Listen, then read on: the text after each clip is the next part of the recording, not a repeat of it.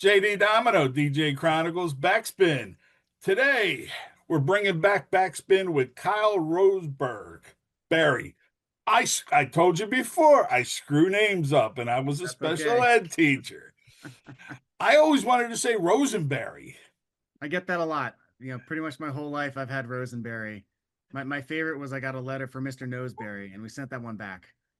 That's like I have my soul father, and then I got Kim from what was it, Instant Funk. Hmm. And they're both similar ages. And I had me and Kim did a sit down, and I'm ready to call him Johnny and everything. And I'm like, the myth, the legend. Oh man, what's your name? I said, let me run out and go get the mailbox because he lives literally upstairs from it. But it was like, what is in the name? Like people say, what can I call you? I don't care. Call me Aesop. Call me this. Call me that. Whatever you want. But anyway, we're here just to discuss the back draft of the business that we decided to be involved with. Right. And first important question, what got you here? Why? Well, I feel like I have a similar story to a lot of people. I was the music man. I was the party guy. It started back in college for me. Everyone came over my place. I was very proud of my playlist. And then I actually got into it by accident. I was on my way home from work and I thought I was stopping at a speaker store and pick up some new speakers for my apartment. And it was actually a DJ office. So I just walked in looking to do some shopping, got to talking to the guy and really liked him. He liked me, and he was like, hey, if you want, come to this sweet 16 this weekend. Let's see if you like this. And I loved it, and I haven't stopped since. Got the bug. Got the bug. He You know, flew it's me out funny. the first event. He's like, literally, I wasn't even working for him yet. He hands me the microphone. He's like, go out there, see what you can do. I was like, bug eyes, deer and headlights. And I just went out, just made a fool of myself, but it was so much fun. Well, that's the thing you have to do in this business. You can't worry about being perfect. You can't worry about if you can't laugh at yourself, who you're going to laugh at. Right. And you want everybody to have a party. Me, I didn't really get into music. I didn't do I'm the total opposite. I ended up got into it because I'm in college, TV production, had to take a radio course, got in a car accident, and Mm. says, huh, let me go buy some equipment. I could be a DJ just like everybody else. No music, no nothing. So I had to buy records. I almost blew the house up twice because I don't know if you remember Barracks Trading Post. No, I don't. Because I know you're up in they I think the building's still up there on US 1. Okay. And but there was one in Bordentown. And the guy goes, hey, this amp's perfect, this and that, blah blah. I was getting flames out of the amp. Oh I wow. blew two of them. Then I found a guy, and everybody needs a guy. And You he need a hooked guy. me up with the proper equipment. I got it, ran into people that worked in radio, was working at Trenton State Radio, College of New Jersey, they call it today. And then went to broadcasting school because I didn't like regular college and got into radio. And then, boom, I was a disco boy getting my bones at a rock joint, heavy Oh, metal fun. and classic rock. But that's the thing. Now, are you majority mobile or do you do bars, clubs? We're all mobile. Better off. It's a Yeah. different beast. I did some bars in my early days, and it was good experience. It really taught me how to read a crowd, taught me how to mix, got a lot of fluidity. But I enjoy the personal interactions, getting to meet new people. So going out and doing different things each event, that I enjoy that more. Yeah, you're not getting stuck in the same groove where the Right. same person's going to come up every night and ask for the damn same Bon Jovi song or Every whatever. time. Now I seen it. It's like this. Do you have this? And I'm Yes. like, Yeah.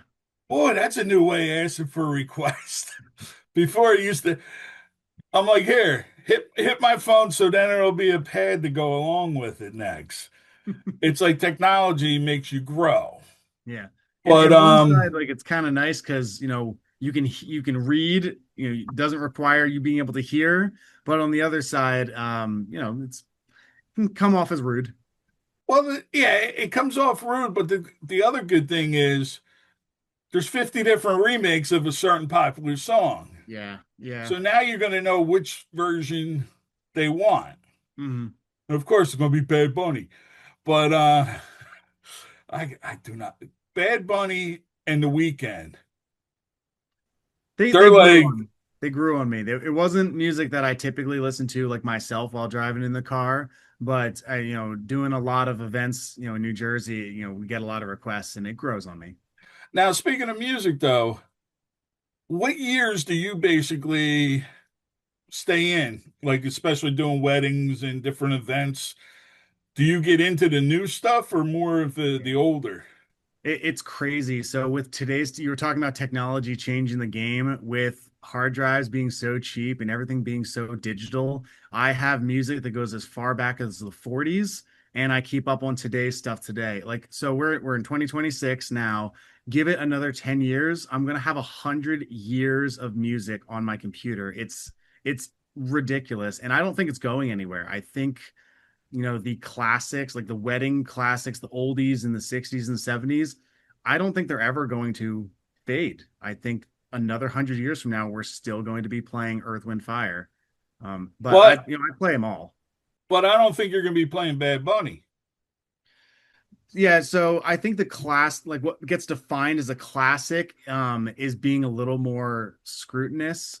Today's songs, like I see a lot less songs in the last 15, 20 years that I think I'm going to be playing in another 20 years than the 70s, 80s. There were so many classics coming out of those decades that I think are going to stick around forever versus like the 2000s to 2020. I think there's a handful of songs that are going to stick around forever. That's like the 80s get a bad rap. Mm, Because the 80s, you did have your bubblegum top 40, you had your dance, you had your freestyle with the yeah. cover girls and all that. Um, you had Rick Ashley. He ain't going nowhere. Look Nope. at him now. That's what I mean. Like compared to, they should put him on the Super Bowl. But Yeah. he's timeless. I What I'm like finding is actually like a really good modern hit, a modern take is people that cover and remix and almost remake older songs like what's his name? You said Rick Astley, Never Gonna Give You Up. That song was like, I'm blanking on the guy's name, but it was remade into a modern version. Young Money, the right. song Betty, like takes the Rick Astley's Never Gonna Give You Up and makes it into like a modern hip hop classic. And I think that's a fun way of blending the generations because, especially it was a huge hit in the schools because the kids grew up listening to their parents' music and now they're hearing it in their own generational tone. So that song really struck a different chord that I thought was awesome. The funny thing is with some of these socials, you watch them and they'll have the old song on or a new song, and the mother will go, "That song was originally blah blah blah blah blah," and the kid's like, "No." Like they don't want to hear about the origin, or they think it's something new, which Right. is basically something old. Like what's that song, that TikTok song? I'm bad on names, like I told you. It's a big hit. That they use it with dogs, they use it for this and that. It was a big it's a commercialized song, Uh-huh. but the original goes back to 70s disco. Oh yeah. Yeah. I can't think of the name of it, but I mean, I didn't realize it because when I finally saw the original, I'm like, that's where I watched. By the end of our little sit down here, there you go, it'll pop in the head. But it's funny though how right now to me music is too much cookie cutter. Right. It's the same stuff. You can leave the room a half hour later and you think the same song's on the air. You know what I mean? Playing. That's why I'm Right. just saying, like, when you're DJing, you get more requests for the older stuff. Or, well, of course, if you're doing high school dances. High school dances are actually what's college. interesting about high school dances. I thought it was going to be all of today's TikTok requests, and I got so many like 80s requests. Right. And I think it's because like the kids grew up not only listening to what their parents grew up on, but the social media using all these songs in the different viral videos, they just become popular again. And so I was, when I really started doing a lot more school dances, I was kind of blown away by the variety of requests. I thought it was going to be all, 2020 hip hop, all the TikTok songs, and the variety really impressed me. Now, the worst venue I ever did, and I want to stay away from when I was the high schools. Yeah. Worst story. I was running late. It was down in it was basically down in Pensy, close to in Westchester. Hmm. Nice little jaunt from Trenton. But I just made it, set up, go in the locker room to go get changed. All of a sudden I hear music. I'm like, what the heck's going on? I Mm. go out and the kids are taking my music and they're starting to DJ already, Oh, play the wow. music. The party came out okay, but it was just like, okay, Junior. But I was just starting out at the time. Like I think I told you before, I started out doing with the mobiles Hmm. and learned. Because the one thing, like now, I don't know if you got had a chance to get on DJChronicles.com. I took a peek at it. Yeah. Okay. I ended up just been putting things for business. Hmm. And it's like things that I thought about 35, 40 years ago that I was using. But it's funny, some people don't think even the basic of a checklist. Yeah. When you're doing a party, do you use the checklist? It's funny you say that. I actually have my DJs coming over in 3 hours to put together like a better plan because I Right. mean, so I started off just me. It was I never really actually intended on being a multi-op and having a team. I 100% intended on it just being me, and then it grew. It got busy. It started off with one person was like, "Hey, I like what you do. Can I learn from you?" And then it just grew from there. So. I, I don't need a checklist because it's just so ingrained in my brain. Right. What I'm finding is that, obviously the team doesn't have it as ingrained in their brain. So that's where the checklist really comes in. And so, yeah, we're actually going to go through like our full setup and talk about efficiency, optimization, and like how to document it better. I mean, even something as simple as like taking a picture of the bag so that way you know where all the cables go. So Right. that way it's set up the same way every time. Because when it doesn't go smooth, when something breaks, and you're like, I need this one adapter because this thing broke and I need to bypass this thing.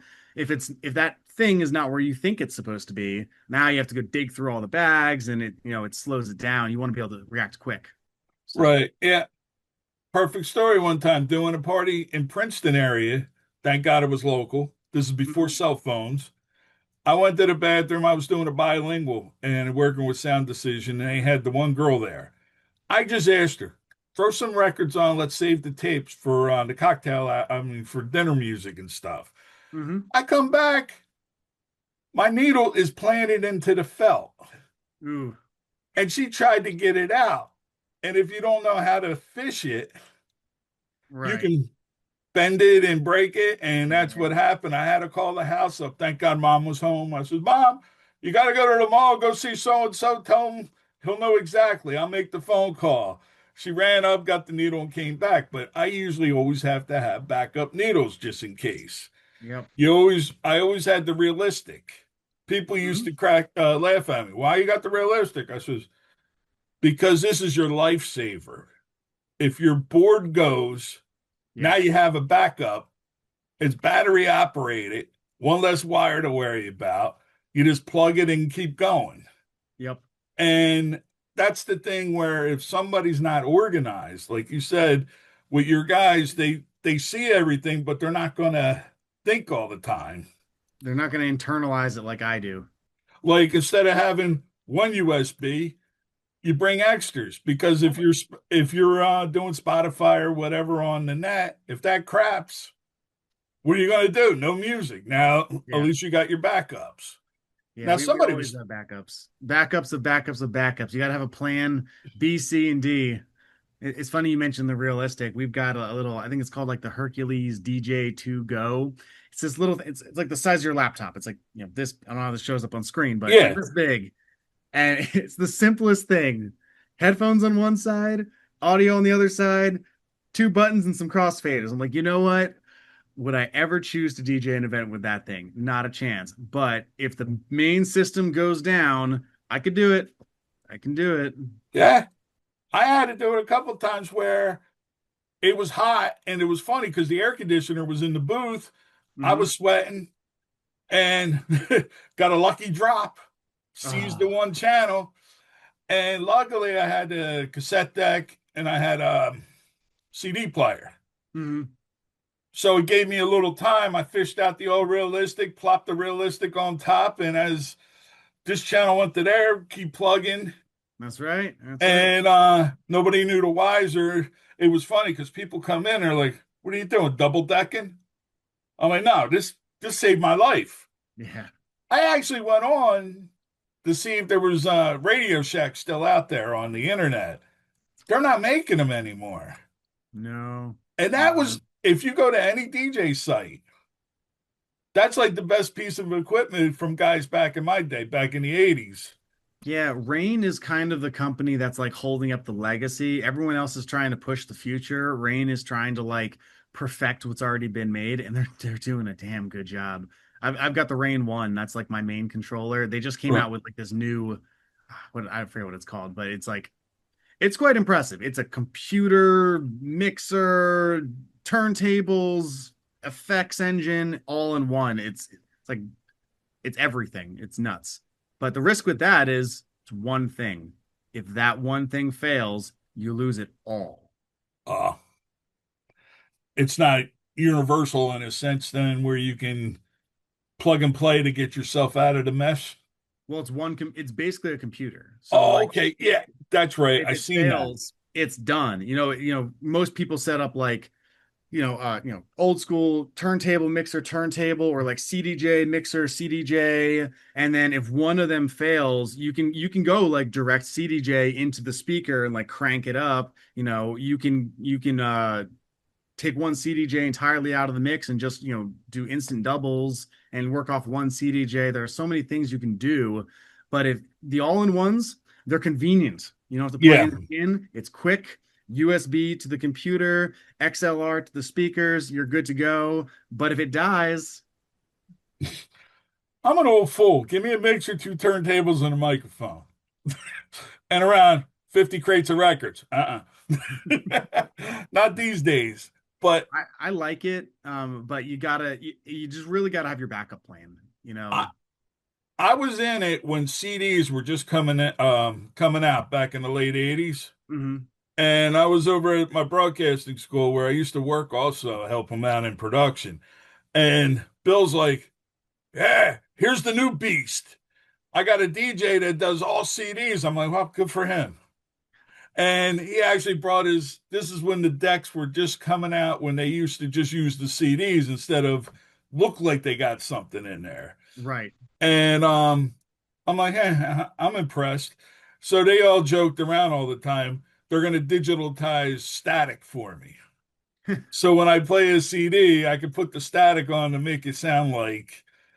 And it was funny because I got a gig on the overnights over at this radio station. I had enough, wanted to come back, and the owner goes, "Yeah, absolutely." It was funny. I replaced the CD DJ. He Mm. was all bragging, thing, "Hey, I got all these CDs and everything." I'm like, "So what? If you don't know the tools and how to use it, just like with music." Hmm. Now I was just looking up for open format. I'm Hmm. an open format guy. I'm Yeah. sure you lean more open format. Yeah, you How kind of can have to you be with such a wide variety of clients. I can't have an only one style. I would be so few clients that would actually want to hire me then. then how come I've been saying the playlist, Hmm. wedding playlist, this playlist. But the thing is still don't give you flexibility if you're ready, if you're just hitting a button basically. To me, the playlist is like a cassette. Yeah. You got to put it together, but it's already done for you. Yeah. I mean, so the way we explain it to our, like, I use the term playlist because that's what people are familiar with, but it's not really a playlist. It's more of like a digital crate. Right. I've got all the songs in there, but I choose the order. And I'll work with the clients. Like if they want the oldies up front. Cool. We'll open up with the oldies. Happy to do that. If they want to end with like a common thing nowadays is to end with the emo hour, like the 90s pop punk, the 2000s pop punk. So I'm like, yeah, we can do that for like the last hour or something like that.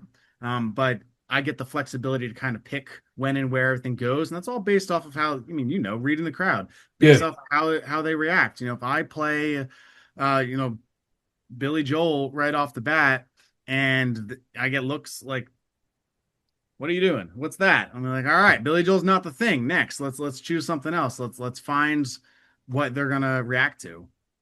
Or during cocktail hour, dinner music, if the bride's father loves Billy Joel, Hmm. you can wedge it in there. Yeah, yeah. Throw that in during dinner, cocktail Right. hour. That way, make everyone happy, play the songs they want to hear, and then we'll kind of kick up into the more modern dance stuff. When we open up the dance floor. See, my boss used to love it. He was a big Billy Joel Springsteen. I was more of a, it was another bar I was working, was a more pop bar. Hmm. They would do classic rock and the pop stuff. And I couldn't, I'm not a big fan. So after hours, hey, he used to call me BJ. Hey, BJ, put my music on. So that was the only time Springsteen would come on After hours. after hours, especially Springsteen. I wouldn't play it during the main, Right. except a couple of the poppy ones, but I'm not, I was never a big Springsteen fan. Billy Joel, yeah, I can get into. Elton John, like I used Right. to have this one guy to come in all the time. And he goes, I know you can't play the song. I said, what is it? He goes, Funeral for a Friend. I says, I go to the old man, the owner. I say, hey, Tommy, I'm going on 10 minutes early. I want to kick Chicky a song, and it's the only way I can get it on. Has to be the first song Yeah. because you got that 5, 6 minute intro before the Right. song gets on, and it's what, over 10 minutes or something. But there's a way to shoehorn or work something in as long as you know it. To me, what is a DJ anymore? Is it somebody just to push buttons? Or like you said, and I play, read the crowd. Unfortunately, there are people that press buttons, but I kind of laugh when people say that the industry is too saturated and someone's undercutting me or whatever. I've never really felt that I've been undercut or had a hard time connecting with clients because I'm not the guy who plays the playlist. I'm not the guy that puts on an iPod and just sits back and lets it roll. Like I'm there to make your event happen. And so I feel like there's a pretty large distinction between what you and I would call a real DJ and someone who just puts on a playlist. And it makes it pretty easy to differentiate ourselves. Now, do you dance when you play music? Of course, you gotta feel it. You I know won't what? say it's good. You're not gonna You like what you see. used, back in the day for me, it used to be go smoke a cigarette, this and that, and then come back and okay. Oh no, I'm behind there. I'm dancing. I'm having fun. I'm making a fool of myself. When I was doing weddings and stuff like that, yeah, you have to be a little more animated. But I mean, Mhm. like in the bar, put a song on this and then all of a sudden you're talking to somebody and be, oh no, instant request, who wants one? Because the record ran out and you don't have nothing ready. But I mean, people used to get into that, Yeah. and I couldn't do it no any different than a freestyle in a sense compared to. I think I'd be lost if I had a Memorex tape playlist going Right. because Right. like quick story, I was playing one night and cook comes over. He goes, "You know what the hell you're doing?" I'm like, "Absolutely not." He goes, "No, no, no, I'm not busting chops. Do you know what you're doing?" I said, "You tell me." He goes, "Did you take a peek in the back room the last 45 minutes?" And I'm like, "No." He goes, "They've been dancing ever since. They never danced back there." Yeah. I says, "You know what's weird? I felt it. You ever get that way where you're not Yes. connected with the crowd, but you could feel Yes. the vibe?" The best compliment I can get at an event is for the venue staff to compliment my music. Because I'm like, you know what? I love when the guests compliment my music, of course, but not for nothing. They don't go to weddings very often, and they chose the music, so most likely they're gonna like it. But the venue staff, they have weddings three, four, five times a week, and they hear the same stuff all the time. Yeah. So if they like my choices, that really stood out. Plus, they're going to book you more than a wedding. Of course, yeah, you gotta have the Even referrals. though you got maybe 10 people that are having events coming up, how many are really going to book you? But the venue staff goes, this guy's worth it. Let's make it. That's how I got into doing the venues where I got knocked on the doors, knew them. Some were personal friends, of the family and everything. But if I wasn't producing, they weren't going to do anything. Because I told the one manager, I says, put me in, I'll give you half the rate. Try me. Yeah. And after that, I was busy all the time doing weddings and everything. They put me up to the top of the list. The venues really are the if there was one secret in the industry, it's get in with the venues. Yeah, and a lot of like I always say this way: knock on the doors, go see Hmm. people. The more you knock, the more they're going to remember you. If you got to do something for them, say, "Hey, I'll charge, but I'll kick you back the money. Hmm. I'll give you $100 or $200." But some of the prices I saw you guys charging these days, you have to. But a lot of people don't realize how much time you do a 4 hour Yes. wedding, how much time it's going to be that you're actually putting into the 4 hour wedding. Yeah, it's certainly a lot more than just the event, and that's something that we really, try to emphasize to everyone we work with is, there's a lot of work that goes into planning. There's a lot of work into getting to know you. We do a venue visit. We talk to your vendors. We, obviously have to make sure all the equipment's maintained, packed, make sure all the music is prepped. I've virtually, like I've mentally walked through your whole event beforehand, so that way I'm at least prepared.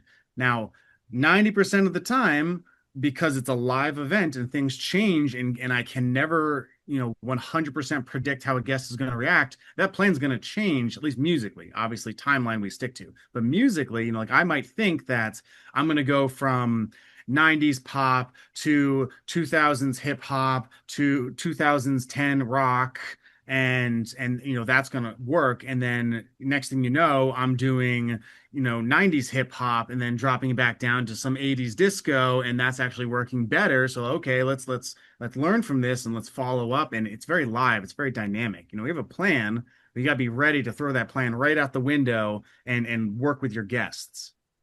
It was funny because I just saw, I think it's digital DJ tips or something. He's from Yeah. overseas. Hmm. And he goes, here's a good way on an open format to go from 130 to 105 beats. Hmm. It's called the echo or It works. and it does work in a sense where it's a nice fade, or you Yeah. go back to the 80s style slap and go. Hmm. But I mean, if you didn't know that, you're stuck in a corner. Yeah. It's like somebody will come up for a request, the bride will come up and say, I got to hear this song. And she didn't put it on your playlist. She Hmm. didn't put it. Now the DJ's like, oh, what am I going to do? How am I going to make it work? Now I got to. I saw a video where the guy's like, now I got to recreate my playlist. Okay. You're a DJ. Be Yeah. creative. Yeah, you do. I mean, if I get a request out of left field that doesn't really work with what I'm going with, like if I can smoothly, curate the crate, throw a song in here to get us there, that's great. That works smoothly. But like throwing in an effect like an echo or a filter fade or even just like a straight up backspin, like that's a great way to just Yeah. change the vibe instantly. And then there's no reason you can't work your way back up. Like, a trick that I use all the time when someone comes, like if it's like mother of the bride, important person wants to hear this song. Let's say I'm in the, coming up to the last hour of the dance floor. I don't really want to change it up too much. I've got a flow going and I want to rock the rest of this event.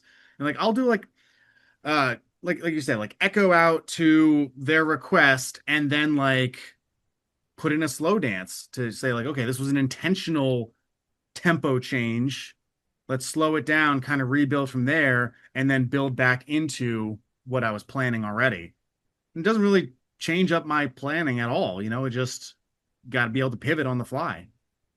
And a lot of people can't. But one thing I noticed, time's running out. One thing I noticed though, social. Everybody has to have a social game. Yeah, you do. Now, to me, there's one kid, I think Dave from Philly. Hmm. He at least I can respect because he does his thing, Hmm. shows what he can do. Yeah. But here's another DJ that has 1 million followers, and if I put this song with this song, I get this song. But the thing is, good for you. You got 1 million followers. Hmm. But how do I know if you can DJ? Right. Right. At least you look at somebody like Dave. Okay, he works great on the mic. He knows how to do a crowd. Of course, Yeah. we can edit to make things look good, but he don't look like a faker. Right. Even though he won't talk to me, some people some people think they're bigger than you. But I still compliment.